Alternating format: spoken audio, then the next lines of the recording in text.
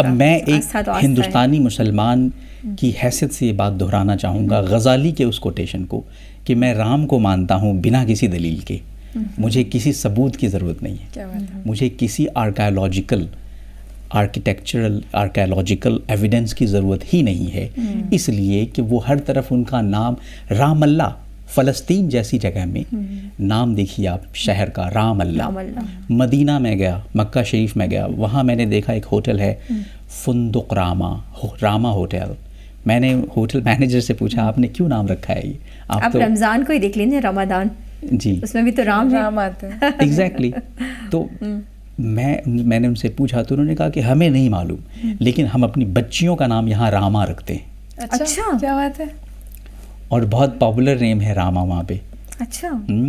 फ़लस्तीन में राम अल्लाह जगह का नाम है, राम अल्लाह। इसीलिए हाफिज़ शिराज़ी जो बहुत बड़े सूफ़ी पर्शियन पोइट थे वो कहा करते थे कि हाफिज़ा गर वसल ख्वाही सुलह कुन बा खासो आम बा मुसलमा अल्लाह अल्लाह बा ब्राह्मण राम राम। कि ए हाफिज़ अगर तुम चाहते हो कि सुलह हो, सब में आपस में रेकन्सिलिएशन हो, तो मुसलमानों के साथ अल्लाह अल्लाह कहो और जब भी ब्राह्मण से मिलो तो राम राम कहो। तो यानी उन्होंने अल्लाह राम और अल्लाह को समझा और उसका एहसास इक्वली किया। आज फिर ज़रूरत है हमारे भारत को, हमारे देश को कि हम राम के एहसास को जगाएं, अपने भीतर जगाएं और सिर्फ उसको सियासी तौर पे नहीं, पॉलिटिकली नहीं, बल्कि स्पिरिचुअली इन्वॉक करें। और फिर मर्यादा पुरुषोत्तम ने जो हमें अपनी ज़िंदगी में सबक सिखाया है, उस सबक को अपनी ज़िंदगी का हिस्सा बनाएं, अमली तौर पर, प्रैक्टिकली। बिल्कुल। नीलाक्षी, आपसे जानना चाहेंगे कि जब हम राम की बात करते हैं तो धर्म आ जाता है। धर्म यानी राइटियस पाथ पर चलना, तो आप किस तरह से इसको महसूस करती हैं और क्या संदेश देना चाहती हैं? सबसे पहले तो थोड़ा सा क्लोजर लुक लेते हैं एज अ फेमिनिन पर्सपेक्टिव। बिल्कुल। कि जैसे भी हम बचपन से राम की कहानियाँ सुनते थे और रामायण की कहानियाँ सुनते थे, तो हम एक चीज़ देखते थे अपनी लाइफ में कि भाई जो हमारा टू बी पार्टनर हो वो राम जैसा हो।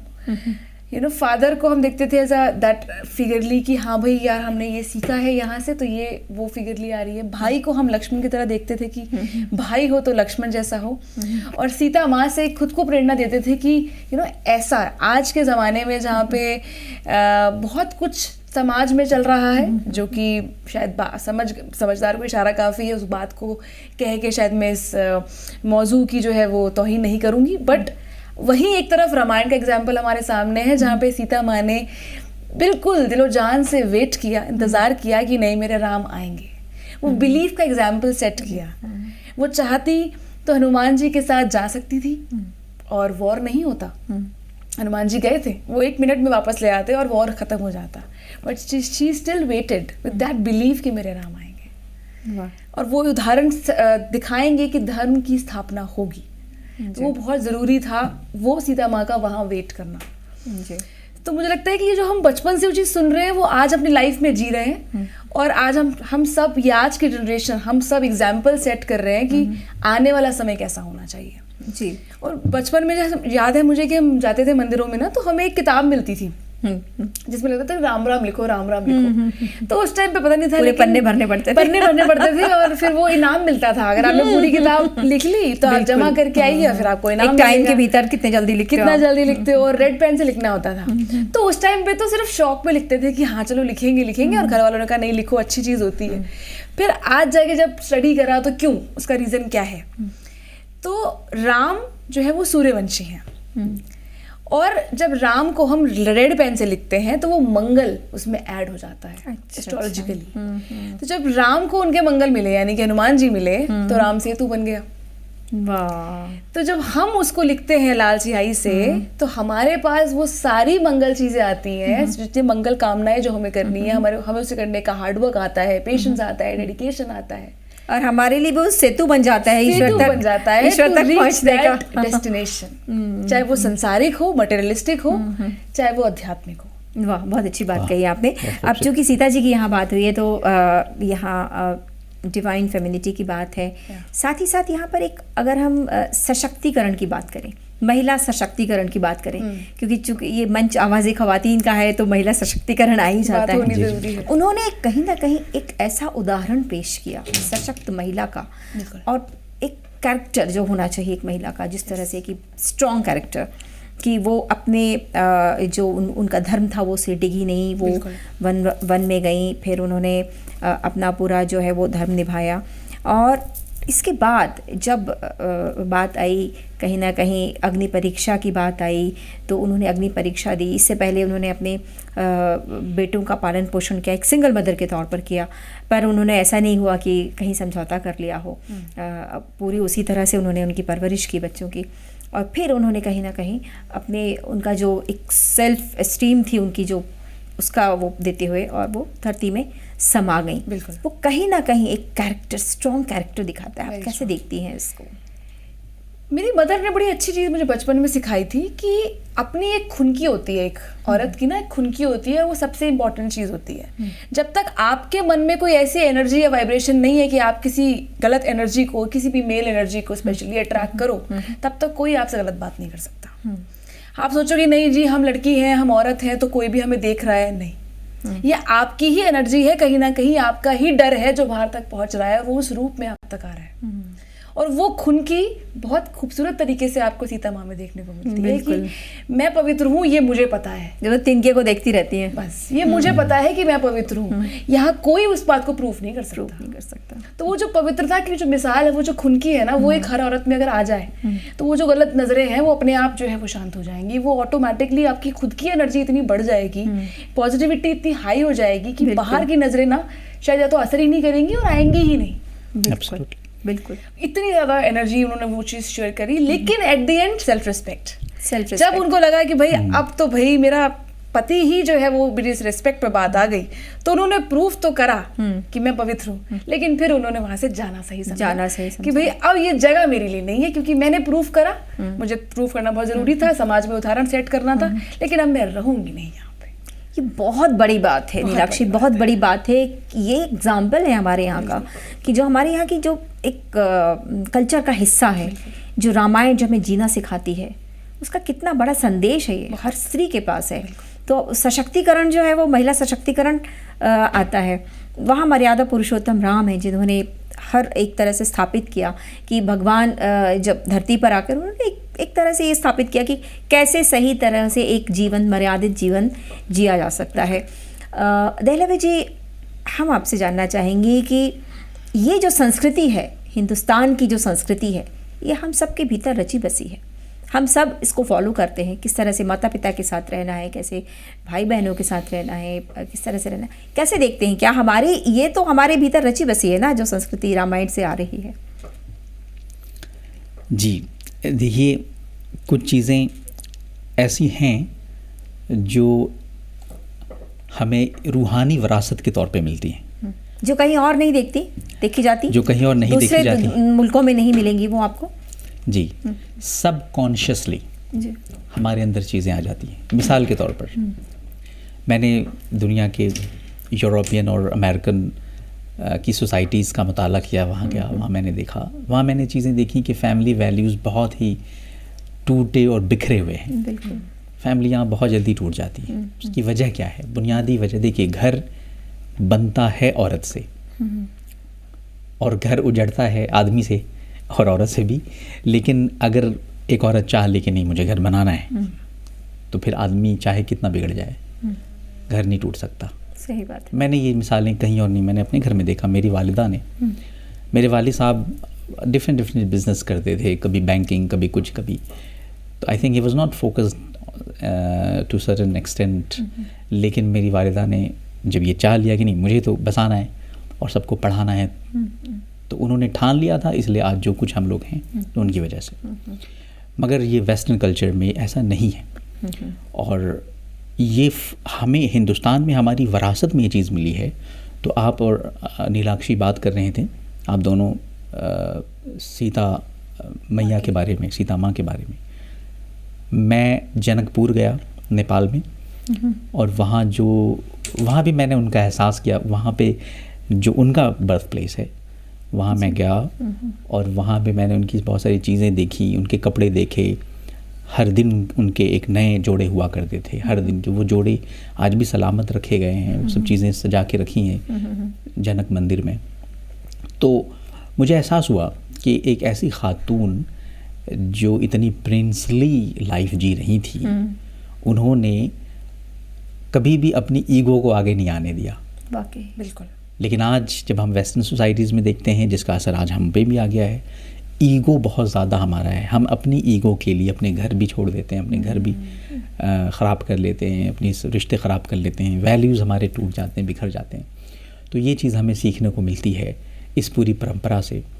और शायद यही वजह है कि हमारी हस्ती नहीं मिट पाई है। कुछ बात है कि हस्ती मिटती नहीं हमारी, कुछ बात है कि हस्ती मिटती नहीं हमारी, सदियों रहा है दुश्मन दौरे ज़मा हमारा। वाह क्या बात है। तो अगर ये हमारी हस्ती में ये चीज़ रह गई तो फिर हम वाकई में एक ज़िंदा कौम की शक्ल में दोबारा से दुनिया की क़यादत और रहनुमाई कर सकते हैं। लेकिन अगर हमारी यही बुनियादें हिल गई तो फिर हमारा वो मकाम नहीं हासिल हमें हो पाएगा। उन्हें लोग कंट्रोवर्सी करते हैं कि रामायण है नहीं है, क्या पता बस कहानी हो मनगढ़ंत। मैं बोलती हूँ आप सारी बातों को अलग रख दीजिए, लेकिन अगर वो सिर्फ कहानी भी है तो उस कहानी में सबसे अच्छी चीज़ क्या है? वो है वैल्यूज़। राम, सीता, लक्ष्मण, ये सब एपिटोम है वैल्यूज़ का। बिल्कुल। जो आज की सोसाइटी में इट्स मच रिक्वायर्ड। एक वैल्यूज़ है जो आज की सोसाइटी को आगे बहुत खूबसूरती से ले जा सकती है। तो अगर हम कहानी की तरह ही ले लीजिए, कोई बात नहीं, आप स्पाइडरमैन से कंपेयर कर रहे हैं, कर लीजिए, कोई इशू नहीं है, लेकिन फिर सीखिए तो सही, फिर सीखिए वो एक चीज़ सीखिए, वो है epitome of values and apply those. बिल्कुल। जिस तरह से राम रावण का युद्ध हुआ, जब लंका में युद्ध चल रहा था, उस समय भी ऐसे तमाम उदाहरण देखने को मिलते हैं कि जब धर्म की ही राह पर वो चले, ऐसा कोई काम उन्होंने नहीं किया। यदि कोई हकदार था सम्मान का तो यथोचित सम्मान भी दिया गया। ऐसा नहीं हुआ कि उन्होंने कुछ ऐसा काम किया हो। और शायद यही इसी वजह से मर्यादा पुरुषोत्तम कहे जाते हैं। कभी लक्ष्मण को अगर थोड़ा गुस्सा भी आया तो उन्होंने समझाया कि नहीं, यहाँ हमें अपने धर्म से नहीं हटना है। तो ये वो सारी चीज़ें हैं जो हमारी संस्कृति में रची बसी हैं। और जैसे आपने कहा कि इसी वजह से हमारी हस्ती मिटती नहीं, क्योंकि हम कहीं ना कहीं राइटियस पाथ पर चलते हैं। हमारे ये संस्कारों में कहीं ना कहीं वो आइडियल्स हमारे जो स्पिरिचुअल आइडियल्स हैं वो हमारी ज़िंदगियों में कार फरमा हैं, हमें नहीं मालूम है, लेकिन सबकॉन्शियसली वो चीज़ें हैं और वो हमें स्ट्रेंथन कर रहे हैं बार बार। हमें उस रास्ते पे जिसको राम सेतु कहा गया, उस सिरात पे, उस राह पे लाने की कोशिश में लगे रहते हैं वो स्पिरिचुअल फोर्सेस जो हमारे अंदर हैं। एब्सोल्युटली। हम अब थोड़ा सा इसको और बड़े स्तर पर हम बात करेंगे कि जब हम बात कर रहे हैं आज श्री राम की और प्राण प्रतिष्ठा की, तो अब हम विश्व की तरफ जब देखते हैं, जब चारों तरफ कहीं वॉर हो रही है, कहीं टेररिज्म है, बहुत तरह की मसले हैं पूरी दुनिया में, आपको लगता है कि भारत के ये जो संस्कार हैं, ये वैल्यूज़ हैं, वो दुनिया को कहीं ना कहीं एक सही रास्ता दिखा सकते हैं? देखिए, बहुत ही खूबसूरत सवाल आपने, बहुत ही रेलेवेंट, हाईली रेलेवेंट क्वेश्चन किया आपने। दुनिया भर में आज अधर्म फैला हुआ है, राइट? इनइक्वालिटी, इनजस्टिस,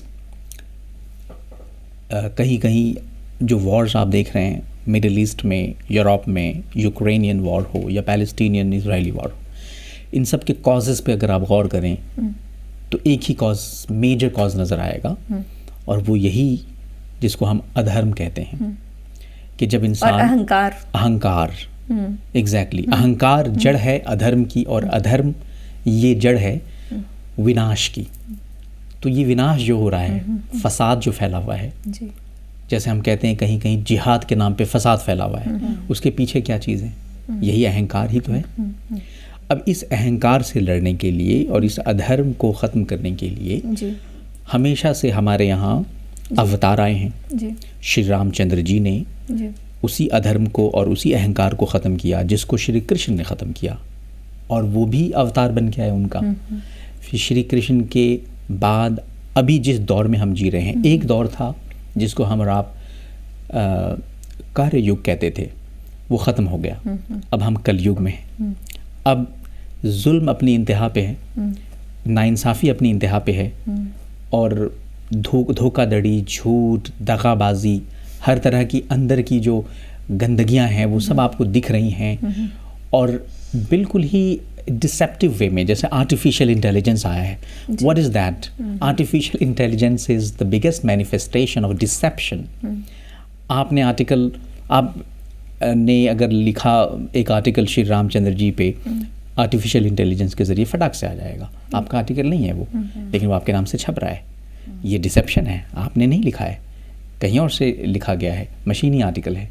तो ये इस तरह के डिसेप्शन, चाहे वो क्रिप्टो करेंसी के ज़रिए देखने को मिल रहे हों, चाहे वो और दूसरे तरीक़ों से हमें, यानी जो डिसेप्शन है, जो धोखा है, जो अधर्म है, जो अहंकार है, वो अपनी चरम सीमा पे पहुंचा हुआ है. अब ज़रूरत आती है किसी एक ऐसे अवतार की जो इसको ख़त्म करे, और उसी अवतार का नाम कल्कि अवतार है, जिसको हर धर्म में याद किया गया है. कुरान करीम में, हदीसों में, इस्लाम में उन्हें महदी कहा गया, राइचवस, द राइचवस या द राइटली गाइडेड.